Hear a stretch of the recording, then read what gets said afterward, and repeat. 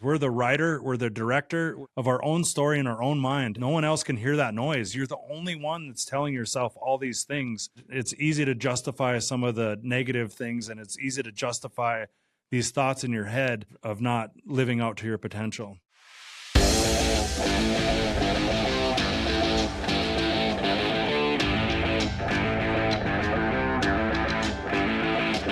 Ladies and gentlemen, boys and girls, welcome to another episode of High Stakes with Steve Rozenberg.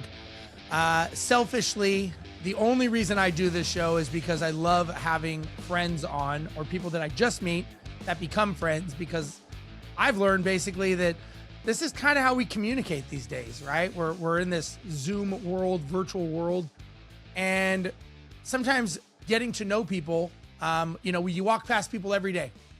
That person that you walk past at Starbucks or coffee shop, whether I'm here or I'm in Tokyo, Japan, or Sydney, Australia, that person has a past, that person has a current, and they have a future. But we never really take the time to ask that person about their past.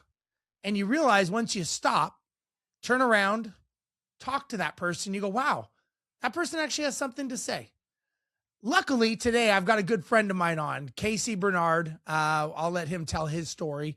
But I've known Casey for several years. We met at an event that I was speaking at about 3-4 years ago.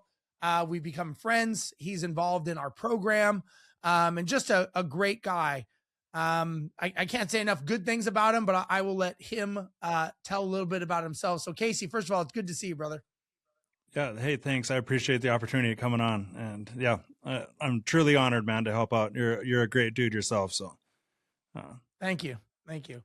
So tell everyone kind of the 30-second high level view, where do you live? What do you do?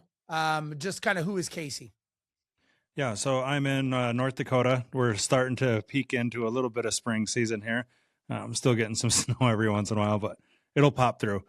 But yeah, so my main mission of myself, like if I were to say Casey Bernard's like two core values would be relentless improvement and then to elevate the trades. So that's really all that I'm doing. I'm on the apartment board. I'm on the home builders board. I work with, I'm helping you with your stuff. I own a company called Fix It All. I own a company called Legacy Property Solutions, which is property management. And then I'm getting involved with some college stuff with carpentry classes and stuff like that, getting them involved with some of that. But I really think that the kids are the future of the trades. And I want to help other tradesmen. We're really good at the skill. I believe you have your hard skills and your soft skills. I think business ownership and leadership is more of a soft skill. So I think some of these guys are really great at the craft, but they lack some skills on some of the ownership and leadership stuff. And that's where I have been very intentional on learning. I've spent over $100,000 easily on investing into myself and developing my leadership and business owner skills. Yeah. So let me ask you, Casey, I think everyone, myself included, we're all on a journey of life, right? Tell me about, as you were coming up, right, and being in the trades and learning this, tell me about, like, what's a part of your journey that nobody knows about, no one claps for, but it kind of changed everything inside of you? Oh, yeah. Yeah, I think that's more of the why. But growing up, my father was trained by the best in the business as far as framing out in Oregon. He literally doesn't miss a step. But he's always not been good at like the business ownership and the leadership side of stuff. So it was like a part of me wanted to take that skill set and try to complement that, I guess, was the end goal as far as some of the journey. So I've been super intentional on leadership. I think people are the most complicated part of it. And I've just been intrigued by kind of mastering that business leadership skill. When I first got into this, it was like, I'm going to be the best, remodeler or whatever. I was going to, take over dad. I always looked at him like Michael Jordan of the game or LeBron. And I was like, I'm going to be better than him. And when I started getting into the journey, it was like, this leadership and business owner side is a little bit more, I don't want to say complicated, but I'm not trying to say one is better than the other, but I've just been drawn to more of the operational and leadership side of that. So when people see you today, right, and I think every day you're stacking wins, right? We all have wins and losses, but I would say for you, your wins are more often than your losses, right? And that's a good thing for all of us. Um, is there anything that, as you were stacking wins, quietly you were surviving something internally? God, Like I any just kind of messes internally inside? No, I don't know. I'm sure I have, but nothing like really stands out. Like I didn't have like, someone has an awesome story, and I try to think of this awesome story to answer this question, but I don't really have one. One of my idols growing up, and this is really weird, but it was Scarface, and there was just this confidence that he had, like when he's hitting on the boss's lady, and I think she likes me, and Manny's in the car. He's like, dude, that's the boss's lady. And he's like, the boss's lady. Like he just had this confidence about him. And this, it wasn't about the cocaine and all the gangster stuff for me. It was just the message of the confidence. And that's something that has stuck with me. And I just, I'll go up to strangers and talk to them. You see me, I'm more of like a social person. And I just like, it's not that I don't care what people think, but it's like, the judgment of people that place on me shouldn't affect the decisions that I'm making. And I think, not trying to turn this into a positive thing, but I just really never had that, like a fear of, just doing it, just hopping on the call, just stepping on the stage, like just doing the business stuff, doing the hard like I've pushed through that for some reason with this confident mentality that I've structured over the years. But yeah. No, I like that. And I mean, that's how you and I met. You came up to me, we started talking at the happy hour, and, then our the conversation kept going, and it flourished into business and friendship. And, 3-4 years later, we're still here. So I think that's a great example. Let me ask you, if you didn't choose this path, the Casey I'm looking at today, of all the things that you've done, where do you think you'd be right now? If I didn't choose this path, probably like the norm, like probably like the majority of people, I would say. I think people, we live in this, our brains are wired to be lazy. So it's for survival, right? We have to conserve energy, and we don't want conflict. And, rewind back in the Ice Age days, we had saber-toothed tigers chasing us, and we had to survive. Like we had to build shelter. We had to deal with the winter. We had to gather all that stuff. And I think we miss that element of like, this is like true survival, and it's the beauty of it too, where we can live our life and not worry about that. But I do think it puts the majority of people in this complacency stage, and we seek short-term, we avoid short-term discomfort. And, I think if I didn't have the mentality that I do, I'm playing the long game, Steve. I really am. And it's like all the decisions I make for the company and stuff, I see, 20, 30 years ahead of me, and I'm trying to work to that, not just today. So I really embrace the short-term discomfort. But I think if I didn't have that mentality, I think I'd probably be, and I'm not saying everyone's like this, but I think a vast majority of people are just, I'm trying to take it easy. I'm trying to be comfort, and that's okay with some people, but yeah, we're trying to avoid the difficult stuff, right? So talk to me about maybe a failure or low point in your life, and at that moment, right? And again, we've all had them. I've had them. You've had them. Yep. What did you believe in at that time? Like what was the version of you that you believed in that time when you were at that low point? Can you remember? Yeah. So like Tupac says, for every dark day, there's a brighter day ahead. And it's like, I truly embrace that. And it's like, it's just a moment, right? It's just, I heard this story about some guy who lost his job and lost his girlfriend and lost his dog. And like all this stuff started piling up, and his solution was suicide. And like, I look at some of that stuff sometimes, and it's like, what people don't understand is it's just a chapter in your life. Like it's just going to close. You have a new chapter. You have a new day coming. And, some of my failures in business was like how, not understanding accounting, not understanding finances and facing that pressure. Like, how am I going to make payroll and all this stuff? But then, you have the team that looks at you and how you're going to react. So I don't want to say fake it till you make it, but it's like, you almost have to just embrace it for what it is and just move forward to a solution.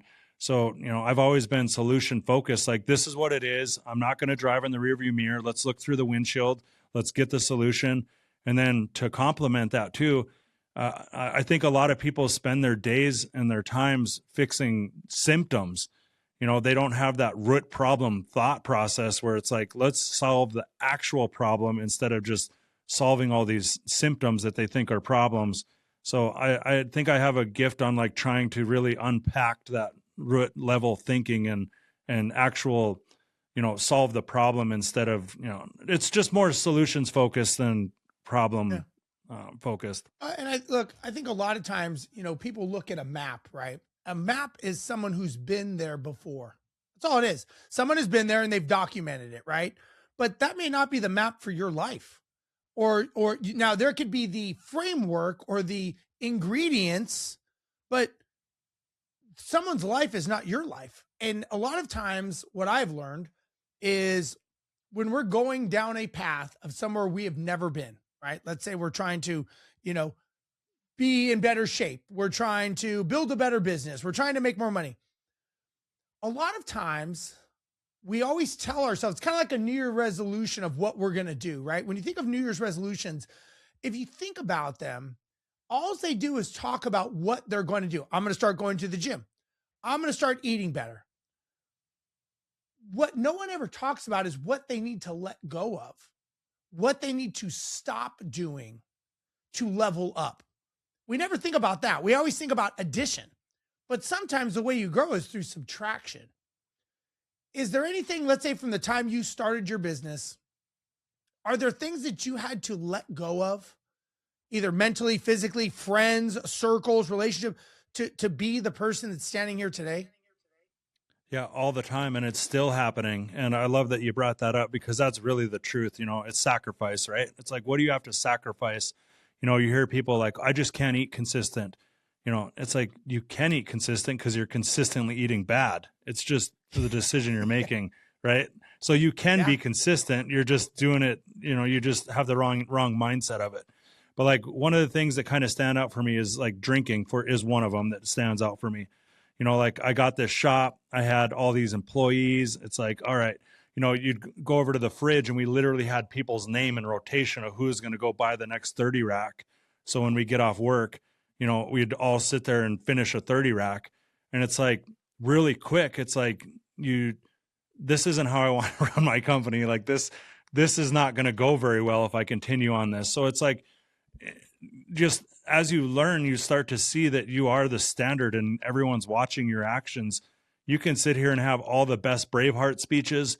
You can say all the great stuff in the meetings, but at the end of the day, they're watching your actions and you're actually setting the standard with those actions. Meal prep's another one. I have, the trades, unfortunately, they don't really prep a lot for the week.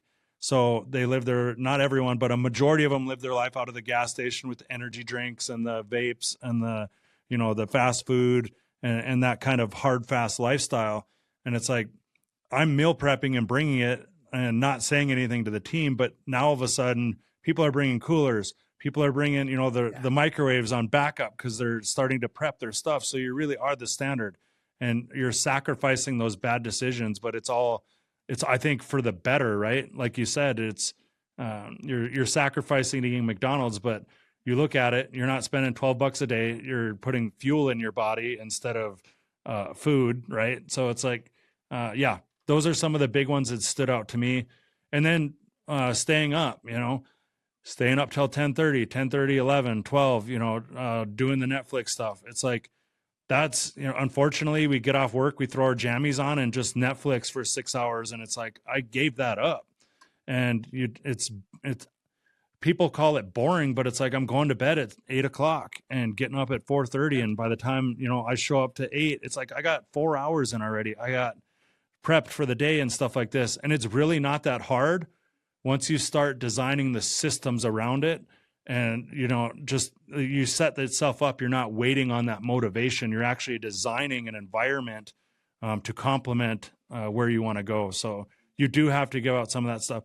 Another silly one is setting the clothes out. It's like I set the gym clothes out, I set the my work clothes out, and I stack them in order.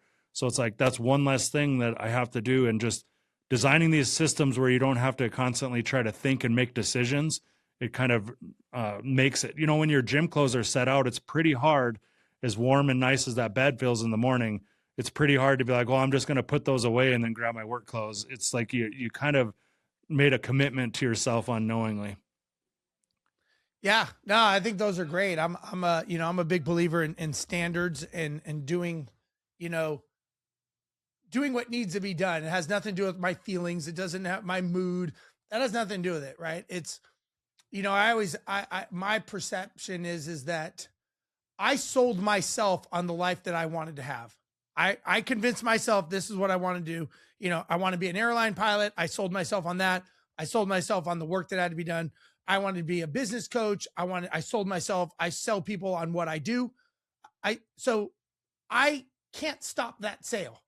That is not a one-time sale. That is a recurring sale. I have to live that, because if I don't do it, then do I really believe in what I'm selling? Do I believe in who I am?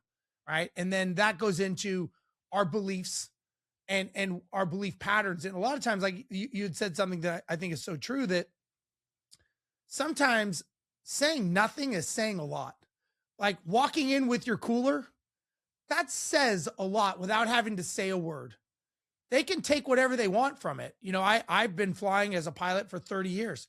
I bring all of my food on all of my flights, and everybody has a reason why they can't do it. And I'm like, yep. I don't care either way. It doesn't change my life whether you bring an igloo or not. I'm still bringing my igloo, but I tell them you just choose not to. 100%. But if it makes you feel better for me to tell you it's okay, I can do that. And if that makes you feel better, but we both know it's a lie, because it's not okay. Because if you bought a car, when you were 18 years old, and they said, this is the only car you're going to have for the rest of your life, you got to change the oil, you got to change the tires, you got to do all these things. You got to keep it in mint condition, because you're going to have this car when you're 85 years old. You would take care of it.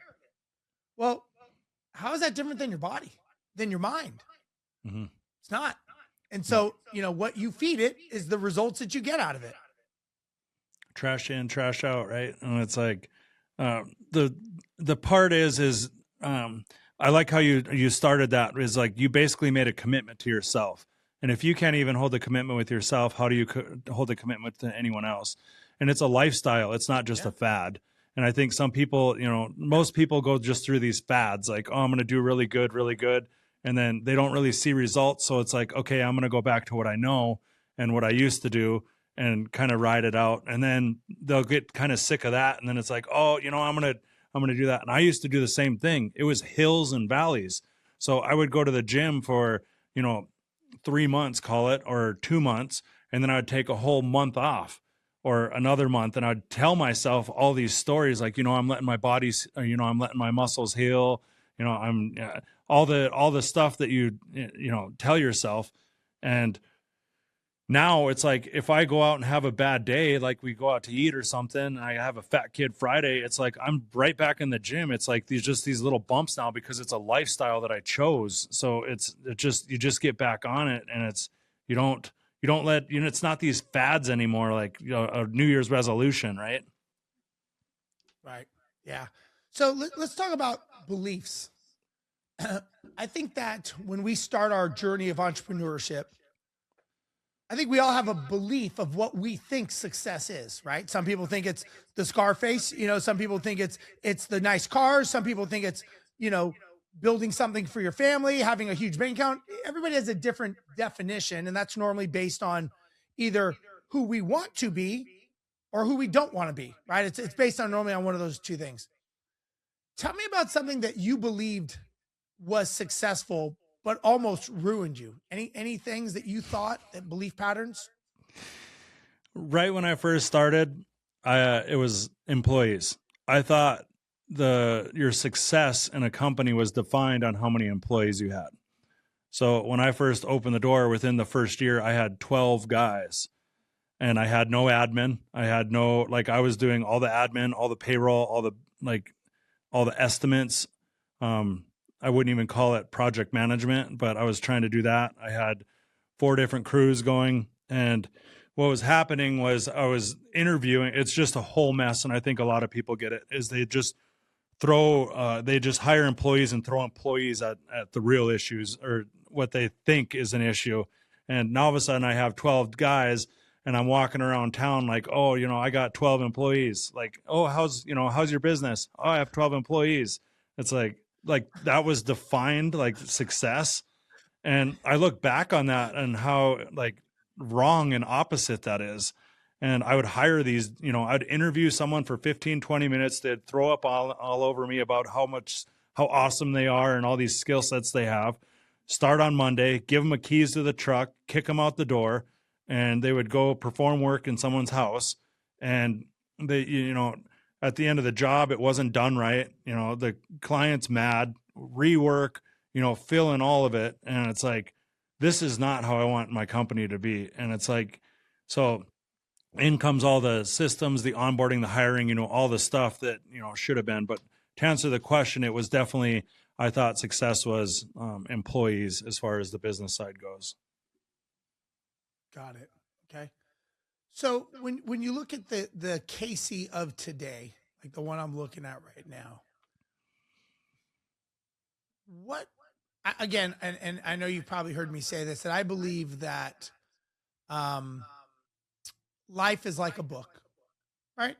And books are made up of chapters. Chapters begin and chapters end. For you and I, our 20s and our 30s were chapters, right? Other parts of my life have been chapters that have begun and have ended. What chapter of life are you in right now? I am ending a chapter.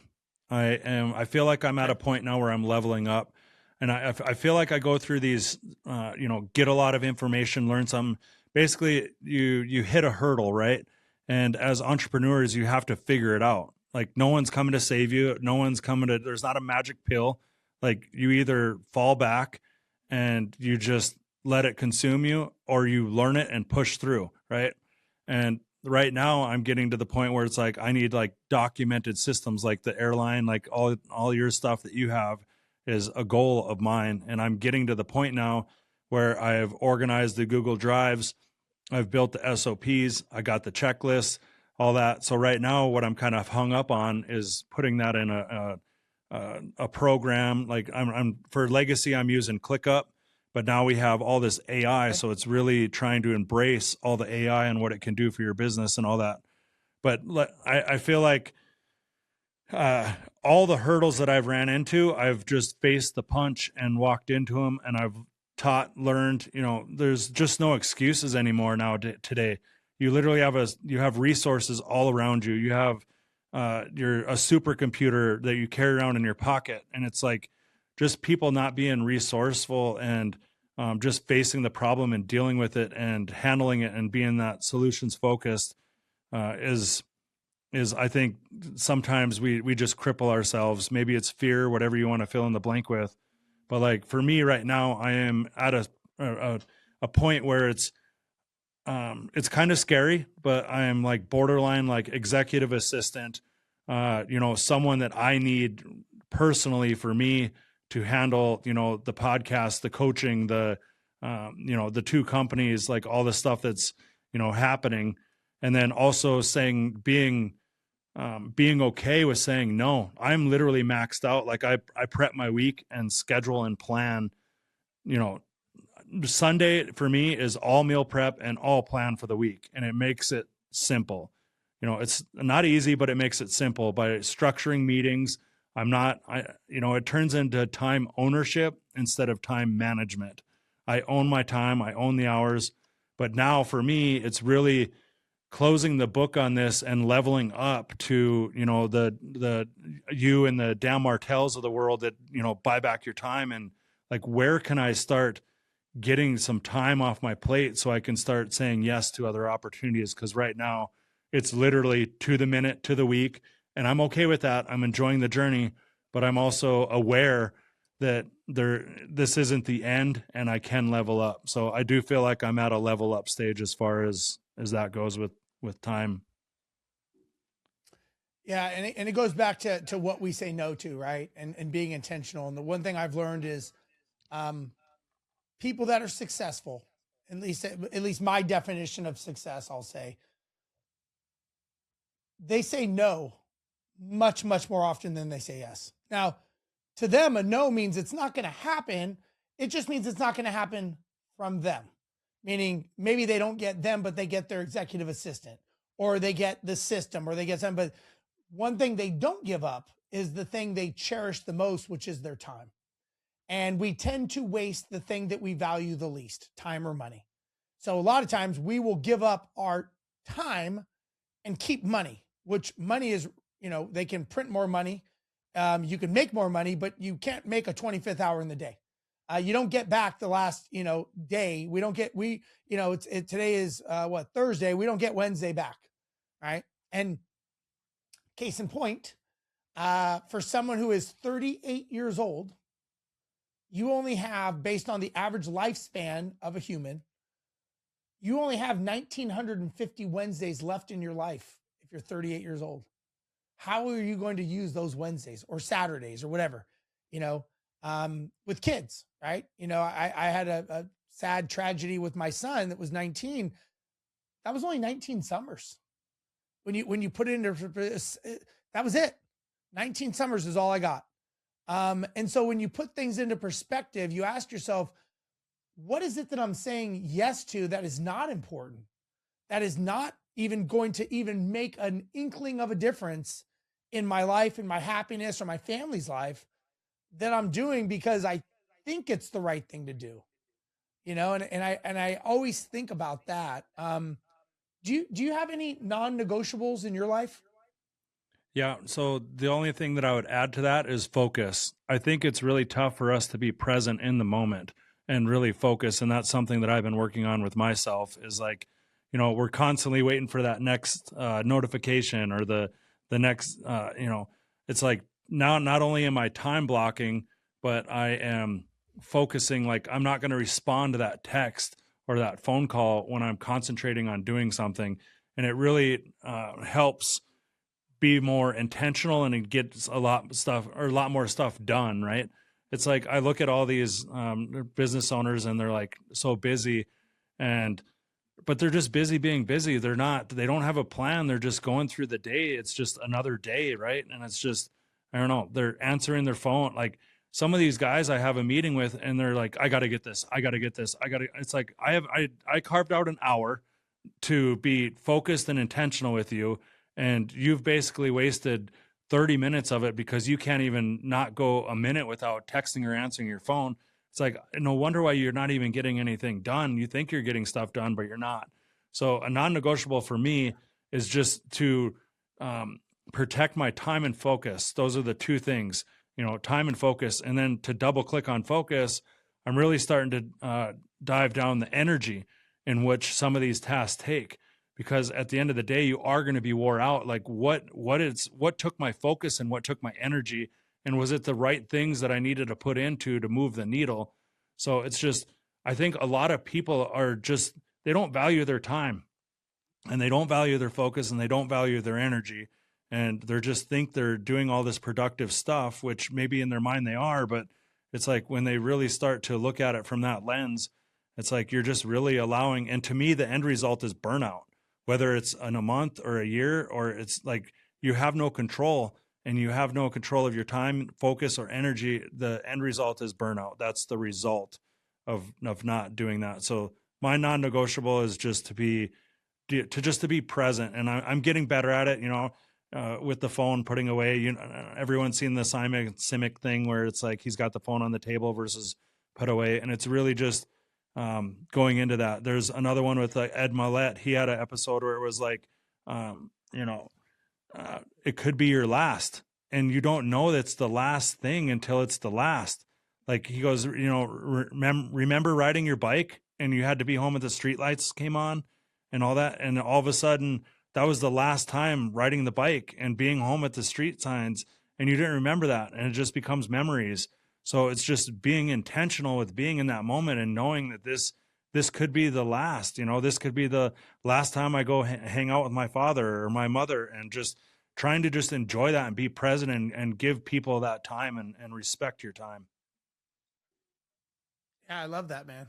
That's and there's a lot of truth to that. I mean, you know, I've learned that with losing my son, that, you know, you don't know when that happens. And, you know, you can sit back and second guess and live in the past and, you know, think of things, but at the end of the day, it doesn't matter. It doesn't change anything, being guilty or being happy, or it doesn't, none of those matter. Like it's like none of it matters on either side. It doesn't matter if things are good memories. It doesn't matter if things are bad memories.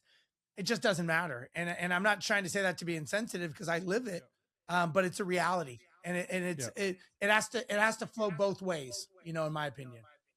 Yeah, I look at, you know, not to compare your situation to this, but it's like some of the things like that. I just look at, you know, you have a lion and she has a cub. Well, if a new male comes in, he kills all the cubs. It's not like she can just sit there and just like wither and die. She has to continue to survive and has to continue to live. And it's like, it's not that I'm insensitive, but you literally have to continue to move on. And, you know, I believe that everyone is destined for greatness. Everyone can do these things. Everyone can be good, you know, their potential. They can live out to that, but it's just the unfortunate part is we're the writer, we're the director, we're the scripter, we're the editor of our own story in our own mind. And what kind of sucks about that is no one else can hear that noise. You're the only one that's telling yourself all these things. And it's easy to justify some of the negative things, and it's easy to justify these thoughts in your head of not living out to your potential. Yeah, very true. Any regrets you're trying to let go of? You have any regrets in business? Things that you've done that you kind of wish you didn't do? I don't have anything that really stands out, but I guess if I regret, I wish I would have started sooner. You know, I was just, the whole high school thing just really wasn't me. Like it just, you know, and nothing against it, but it's just that wasn't really my vibe. So I kind of wasted some years in my life. And if I could rewind and know what I know, it's not that I would redo it, but I think what people don't understand is you're wasting away a lot of years that you're not going to get back. And you could be in such a farther place.